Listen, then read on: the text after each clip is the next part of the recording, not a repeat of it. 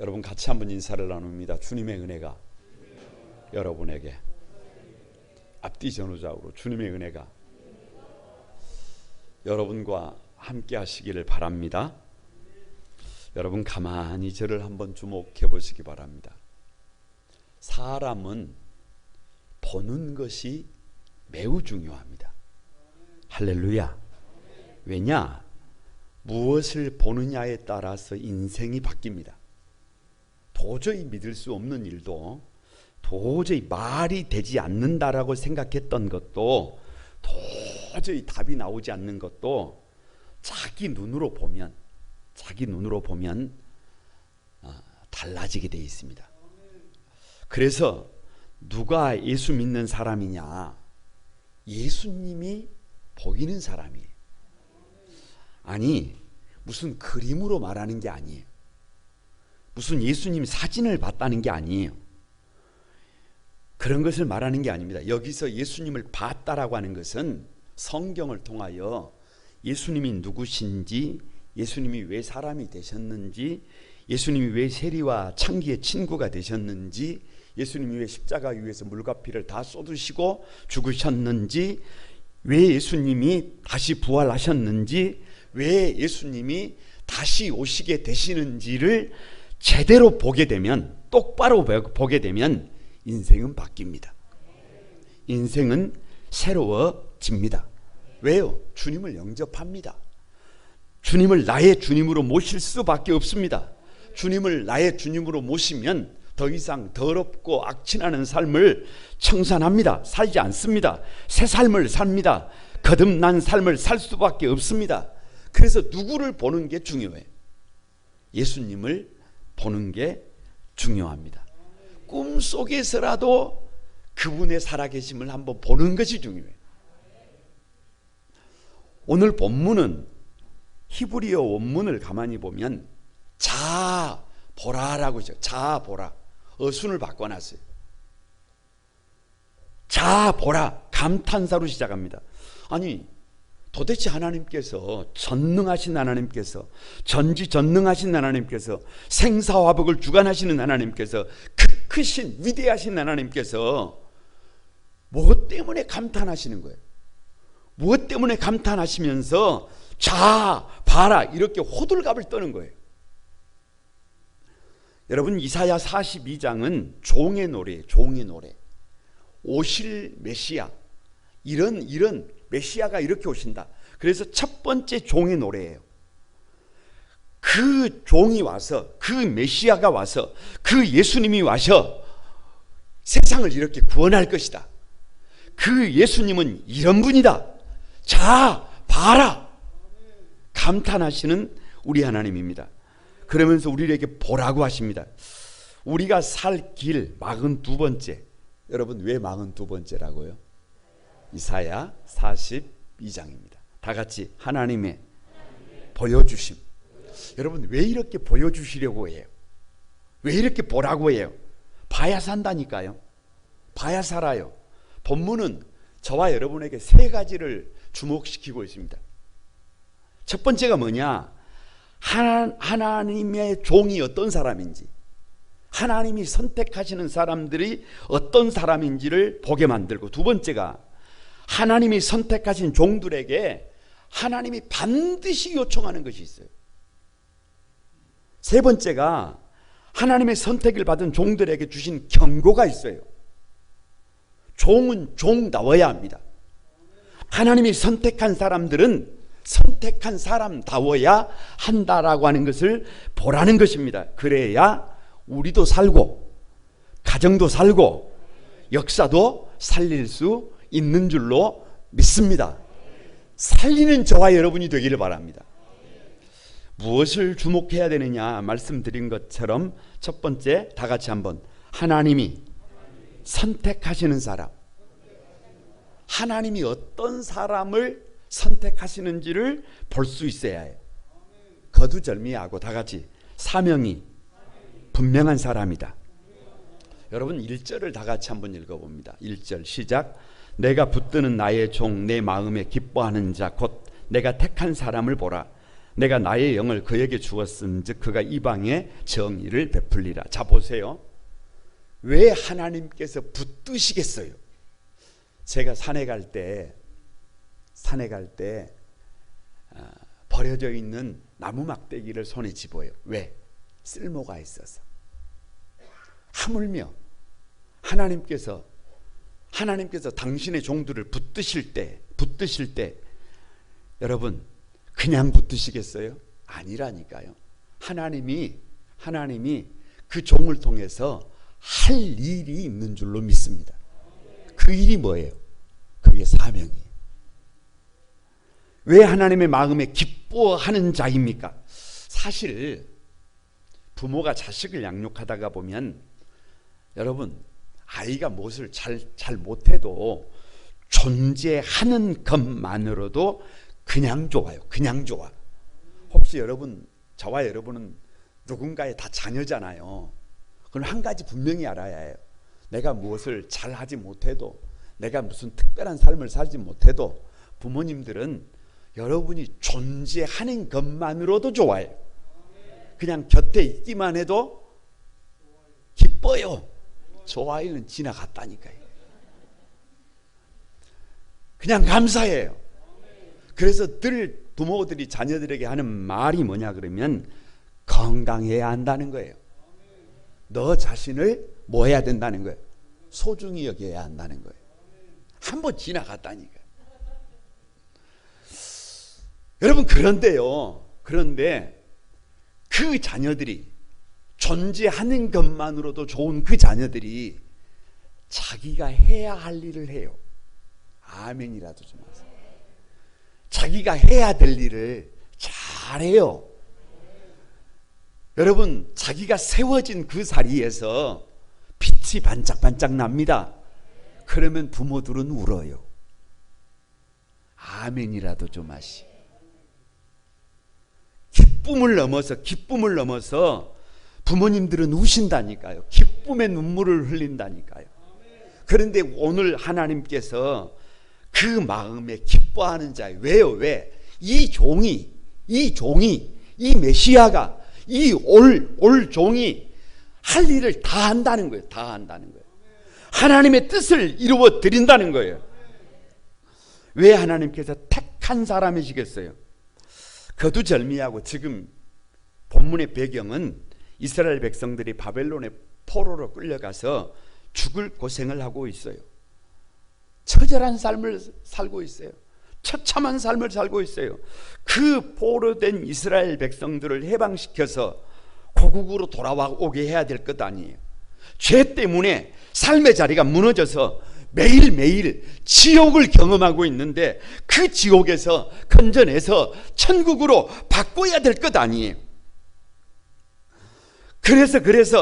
그래서 한 사람을 택하는데 여러분 그 사람이 해야 할 일이 뭔지를 모른다면, 그 사람이 오늘 그 자리에 있는 이유를 모른다고 한다면 여러분 어찌 되겠어요?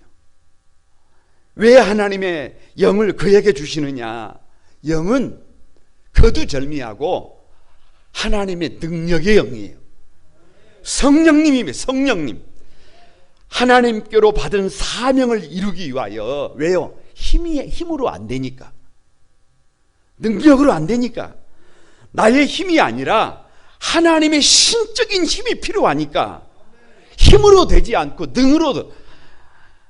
능으로 되지 아니하고 다 같이 오직 나의 신으로 된다. 그래서 영을 주시는 것 아닙니까? 왜요? 왜? 뭐 때문에? 사명 때문에. 그러니까 하나님이 어떤 사람을 쓰신다? 사명에 붙들린 사람을 쓰신다. 여러분이 그런 사람이 되어야 합니다. 하나님이 어떤 사람을 선택하시느냐? 겸손한 사람을 쓰신다. 2절을 같이 한번 읽어봅니다. 2절 시작. 그는 외치지 아니하며 목소리를 높이지 아니하며 그 소리를 거리에 들리게 하지 아니하며. 자, 왜 외치지 않을까요? 거두절미하고 자기 부족함을 아는 겁니다. 자기 자신을 큰 사람으로 여겼던 바리새인들은 소리가 커요. 자기가 옳다고 생각합니다.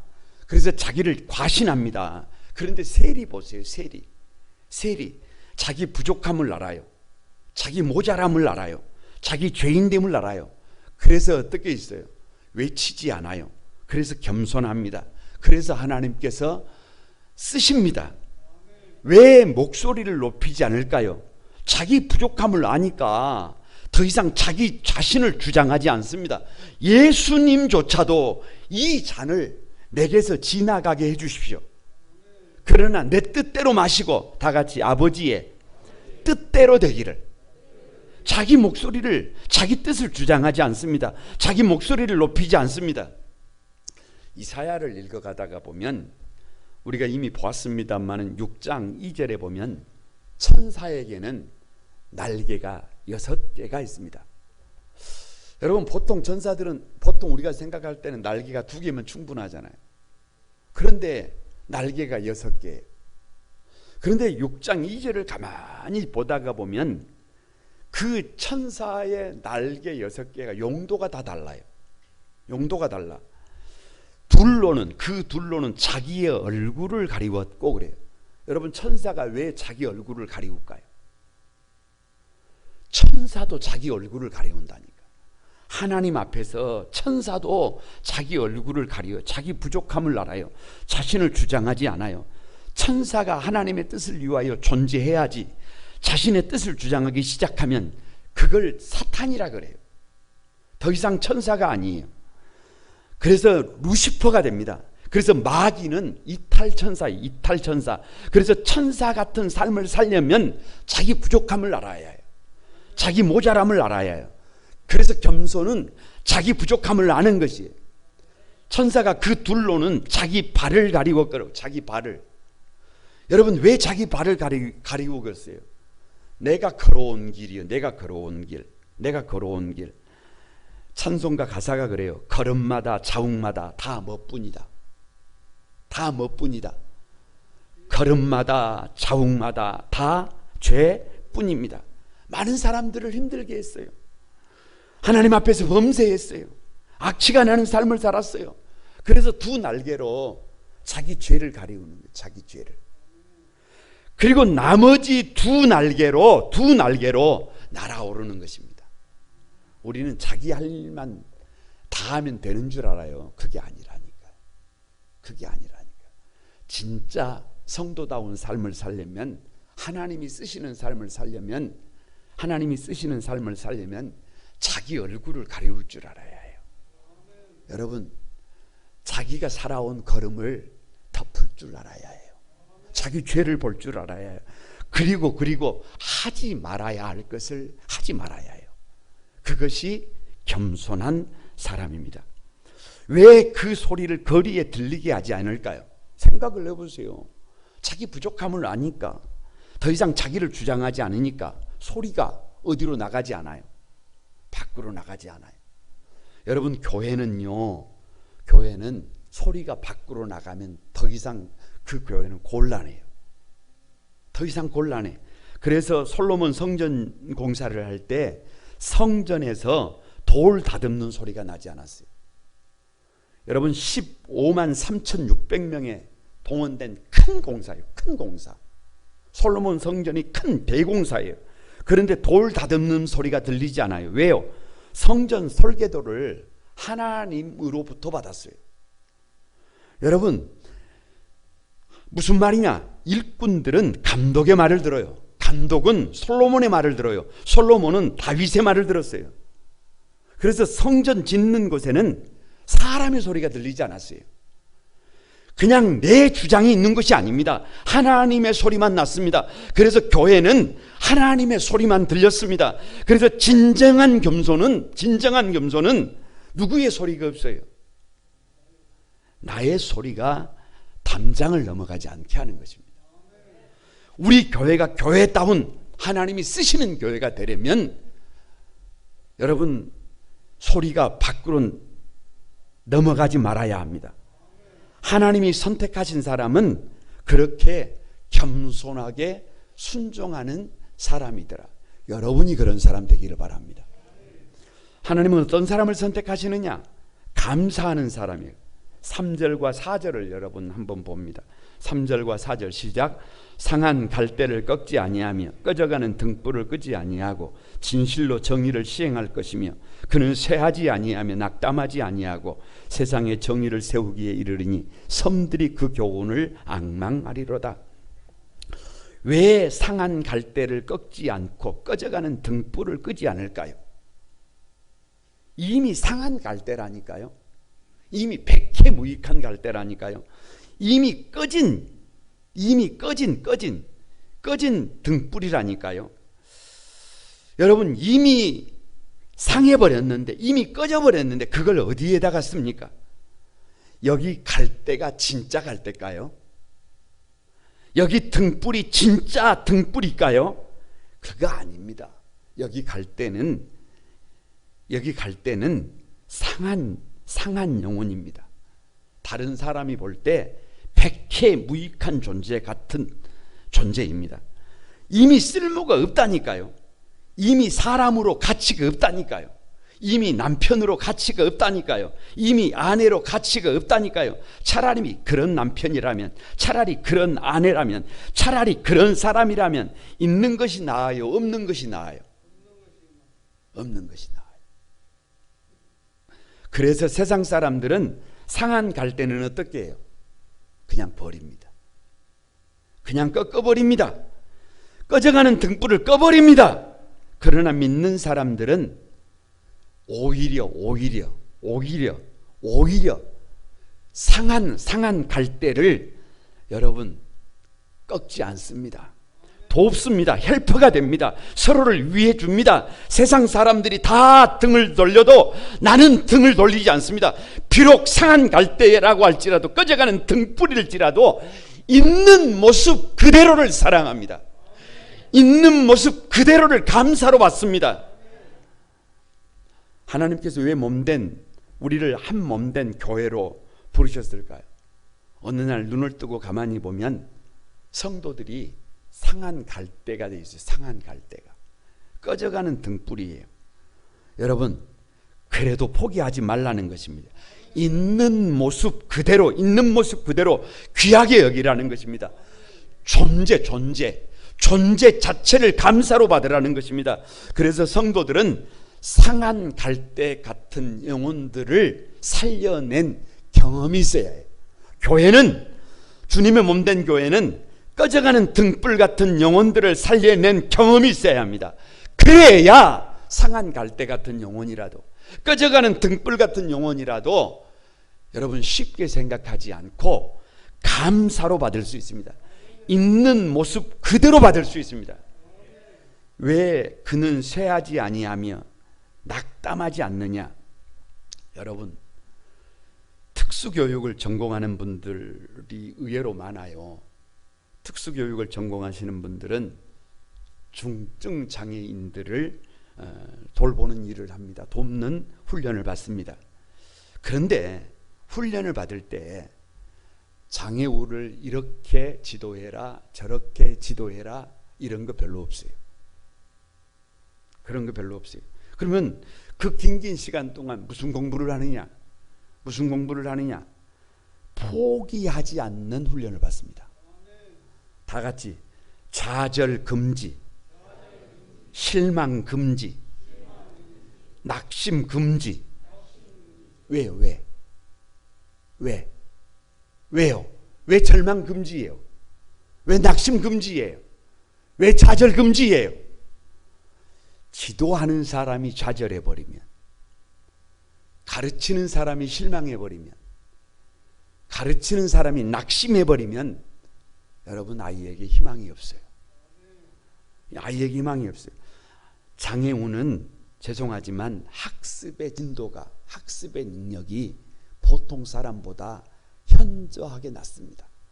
그런다고 실망하면, 그런다고 좌절하면, 그런다고 포기하면 여러분 어떻게 지도할 수 있겠어요?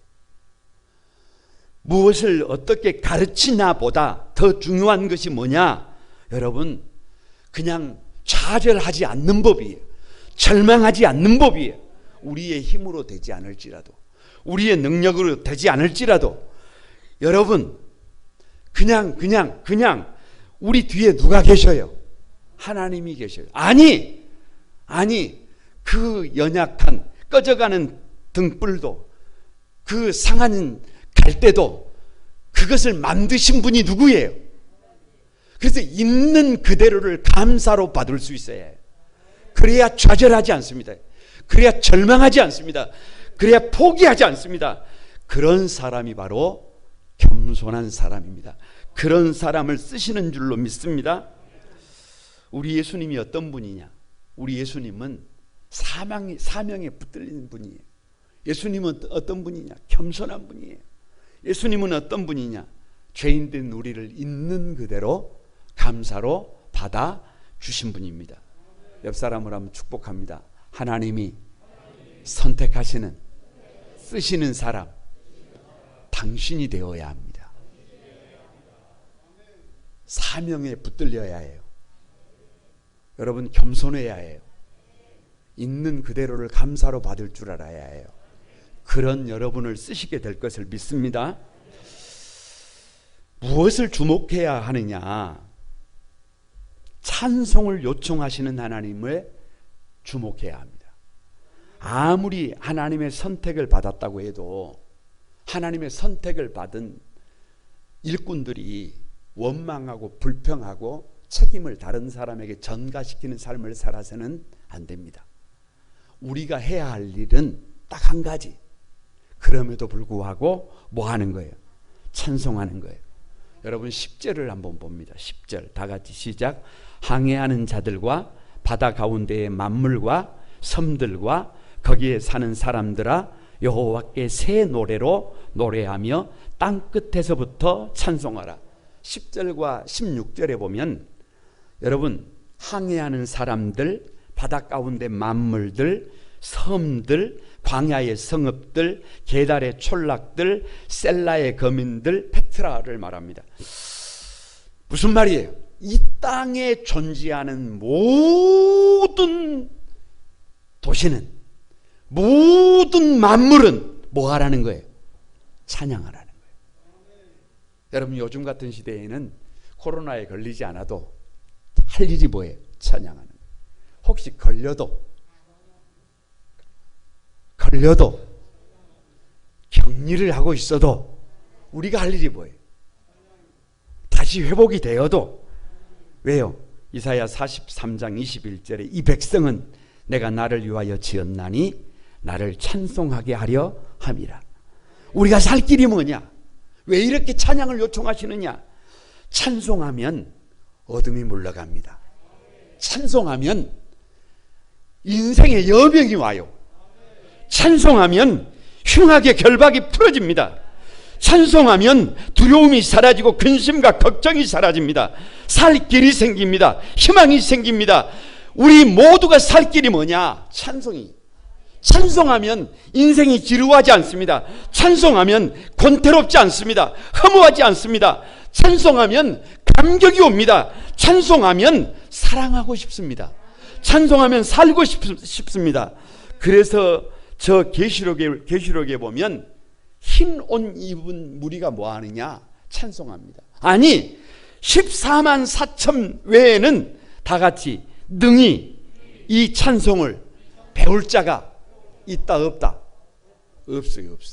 찬송은 누가 하는 거예요? 찬송은 누가 하는 거예요? 하나님의 구원을 받은 사람들이 하는 거예요.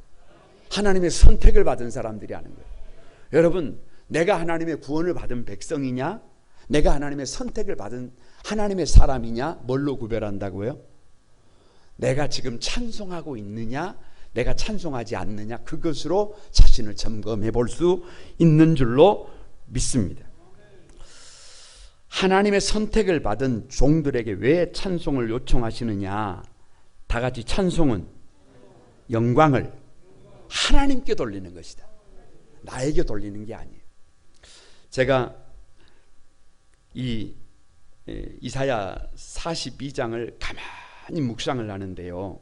42장 8절에 이렇게 말씀하십니다. 나는 여호와니 이는 내 이름이라. 나는 내 영광을 다른 자에게 내 찬송을 우상에게 주지 않는다. 그러니까 하나님은 찬송을 누구에게 허락하지 않아요. 여호와 외에 다른 자에게, 우상에게 주지 않습니다. 찬송은 누구에게 돌리는 거예요? 왜 우리 인생이 잘못되느냐? 내가 찬송을 받으려고 하기 때문에 그래요. 내가 높임을 받으려고 하기 때문에 그래요. 삶의 방향을 바꿔서 하나님을 높여야 합니다. 지극히 작은 한 소자를 주님처럼 높여야 합니다. 13절에서 17절을 가만히 보면 1절에 하나님을 용사로 비유합니다. 용사.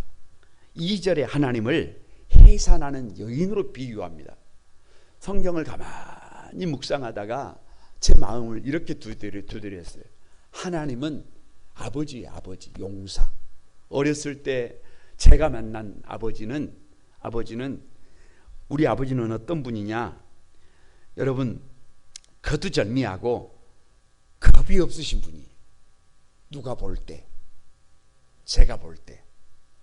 우리 아버지는 잠을 주무시지 않는 분이셔요. 누가 볼 때, 제가 볼 때. 우리 아버지는 지칠 줄을 모르시는 분이에요. 그래서 저에게 우리 아버지는 누구예요? 세상에서 가장 위대하신 분이에요. 어렸을 때 가만히 어머니를 보니까 어머니는 더 위대하세요. 왜냐? 집에 양식이 없는데 밥 때가 되면 먹을 것을 내놓으시는 분이에요. 위대하신 분이에요. 평생 해산의 수고를 하시는 분이에요. 그래서 어렸을 때는 그 아버지를, 어머니를 뭐 했어요? 높였어요. 그래서 제가 나이가 들어보니까 아버지, 어머니가 참 부족해요. 참 많이 연약해요. 여러분, 내가 나이가 들었다고 내 아버지를, 내 어머니를 높이지 못한다면 제가 사람 맞아요? 내가 사람이라면, 내가 주의 종이라면 누구를 높일 줄 알아야 해요. 아버지를 높일 줄 알아야 해요. 어머니를 높일 줄 알아야 해요. 그래야 내가 사람이에요. 마찬가지예요. 저와 여러분에게 하나님은 어떤 분이시냐? 저 바벨론 포로에서 건지시기 위하여, 저 죄 가운데서 건지시기 위하여 전사가 되시는 분이에요. 저와 여러분을 새 삶을 살게 하기 위하여 해산하는 수고를 아끼지 않는 어머니 같으신 분이에요. 그 하나님의 이름을 높이지 못한다면, 그 하나님께 영광을 돌리지 못한다면 우리가 성도 맞아요. 그래서 우리 일평생의 삶이 나를 높이려고 하지 말고 삶의 방향을 바꿔서 누구를 높이면, 하나님을 높이면, 하나님께 영광을 돌리면 하나님이 저와 여러분의 삶을 높이게 될 것을 믿습니다. 그래서 찬송을 요청하시는 겁니다. 하나님의 선택을 받은 종들에게 왜 찬송을 요청하시느냐? 찬송은 다 같이 믿음의 꽃이다. 여러분, 저는 잊을 수가 없어요. 처음 예수님을 믿고 성령을 받았을 때 그 감동을 잊을 수가 없어요. 어떻게 그렇게 세상이 아름다운지 모르겠어요. 분명히 소낙비가 내리고 비바람이 몰아치고 있는데 어떻게 그렇게 세상이 고요해요? 어떻게 그렇게 세상이 아름답습니까? 세상은 여전히 폭풍 속에서 격동하고 있는데 내가 변하고 나니까, 내가 예수님을 영접하고 나니까, 내가 성령을 받고 나니까 모든 것이 아름다워졌습니다. 내가 마음이 새로워지니까, 내 마음에 감동이 있으니까, 내 마음에 기쁨이 있으니까, 내 마음에 하나님의 은혜가 있으니까 온 땅이 춤을 추더라니까요. 알 수 없는 눈물이 가슴을 타고 흐르더라니까요. 꽃 한 송이가 그렇게 아름다울 수가 없더라니까요. 예전과 달리 사랑스럽게 보이더라니까요. 방금 전까지만 해도 같이 있는 가족과 다퉜다니까요. 그런데 이유를 알 수 없이 가족들과 함께 할 수 있다는 것이 감사했다니까요. 그렇게 사랑스러웠다니까요. 그렇게 고마웠다니까요. 이것이 구원받는 사람들이 부르는 새 노래입니다. 이것이 예수 믿고 구원받은 사람들의 새로운 삶입니다. 환경은 어제와 똑같은데 내가 바뀌고 나니까, 내가 예수님을 나의 주님으로 모시고 나니까, 성령께서 나를 지배하고 나니까 나의 인생에 봄이 오더라는 거예요. 새 삶이 오더라는 거예요. 새 삶이 사라지더라는 거예요. 그래서 하나님은 선택받은 하나님의 종들에게 여러분 요청하는 것이 뭐냐? 찬송하는 삶이에요. 이 찬송하는 삶이 여러분이 되시길 바랍니다. 옆 사람에게 한번, 선택받은 당신에게 하나님의 요청이 있다. 뭐라고요? 찬송하는 삶이에요. 원망하고 불평하고 책임 전가하는 것은 우리의 삶이 아니에요. 가만히 높이는 삶입니다. 가만히 영광을 하나님께 돌리는 삶입니다. 여러분, 그 아름다운 새 삶이 여러분의 삶이 되기를 바랍니다. 세 번째로 무엇을 봐야 하느냐? 하나님의 경고를 봐야 해요. 경고. 여러분, 그냥 막 가도 되는 게 아니에요. 우리가 선택을 받았다고 이렇게 하나님께서 감탄한다고 내 마음대로, 내 뜻대로, 내 생각대로 곱비 풀린 망아지처럼 그렇게 살면 안 됩니다. 그렇게 살면 안 돼요. 왜냐? 이사야 42장은 어디까지 나가느냐 그러면, 하나님의 선택을 받은 종이라고 할지라도 주의해야 될 것이 있어요. 주의해야 될 것이. 그 주의할 것이 뭐냐? 여러분 다 같이 한번, 하나님의 종들이 깨닫지 못하더라. 18절과 19절 한번 봅니다. 18절과 19절 다 같이 한번 읽습니다. 시작. 너희 못 듣는 자들아 들으라. 너희 맹인들아 밝히 보라. 맹인이 누구냐? 내 종이 아니냐? 누가 내가 보내는 내 사자같이 못 듣는 자겠느냐? 누가 내게 충성된 자같이 맹인이 되겠느냐? 누가 여호와의 종같이 맹인이겠느냐? 갑자기 가슴이 멍해졌어요. 갑자기 가슴이 답답해졌어요. 왜냐? 하나님의 경고가 못 듣는다는 거예요. 하나님의 경고가 보지 못하고 있더라는 거예요. 누가 종이 하나님의 사자들이, 하나님의 충성된 일꾼들이, 아니 다 못 보더라도 누구는 봐야 돼요. 종은 봐야 하잖아요. 사자들은 봐야 하잖아요. 충성된 자들은 봐야 되잖아요. 그런데 못 보더라는 거예요. 하나님의 종들은 볼 수 있어야 합니다. 하나님의 뜻을, 하나님이 선택하는 사람들이 어떤 사람들인지, 왜 하나님의 선택받은 사람들이 찬송이 삶이 되어야 되는지를 세상 사람들은 볼 수 없어도 하나님의 종들은 볼 수 있어야 해요. 그런데 누가 못 본다는 거예요. 내 종이잖아요. 맹인이 누구겠느냐? 내 종이 아니냐? 아니 이러면 안 된다니까요. 이건 안 된다니까. 이럴 수 없다니까요. 내가 주의 종인데 내가 보지 못하면 도대체 누가 본단 말입니까? 왜요? 하나님의 사자는 들을 수 있어야 한다니까요. 아니 종은 듣지 못했다고 쳐요. 종은 그냥 종이니까. 그런데 종이 아니라 하나님의 사자잖아요. 하나님의 사자, 하나님의 일을 대신하는 사람, 하나님의 심부름을 맡은 사람. 그런데 그 하나님의 사자가 누가 내가 보내는 내 사자같이 못 듣겠느냐? 누가 더 못 듣더라는 거예요. 아니 저 세상 사람들은 듣고 있는데, 아니 저 선택하지 않는 사람들은 듣고 있는데 하나님의 사자들은 듣지 못하더라는 거예요. 이건 하나님의 탄식이에요. 이건 하나님의 절규예요. 아니 이건 하나님의 경고예요. 최소한 누구는 들어야 한다. 하나님의 사자들은 들어야 한다.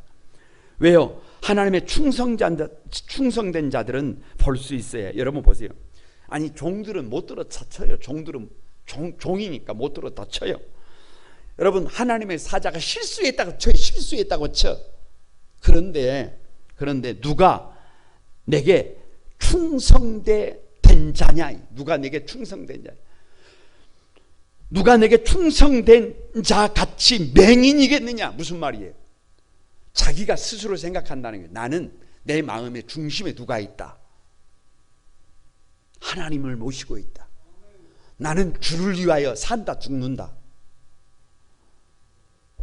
안 산다 이런 사람은 말할 것도 없어요. 죽는다 죽는다. 나는 살아도 주를 위하여 살고 나는 죽어도 주를 위하여 죽는다. 그래서 충성된 자예요. 충성된 자. 그런데 누가 내게 충성된 자같이 맹인이 되었겠느냐. 눈이 어떻게 됐더라는 거예요. 눈이 어떻게 됐더라는 거예요. 여러분 갑자기 가슴이 멍멍해졌습니다. 얼마나 하나님이 답답하시겠어요. 아이고 이렇게 소통이 안 돼서야, 여러분 이렇게 갑갑해서야, 이렇게 막혀서야 우리가 주님의 종이라고 할 수 있어요. 우리가 하나님의 사자라고 할 수 있어요. 우리가 하나님의 충성된 자라고 할 수 있습니까?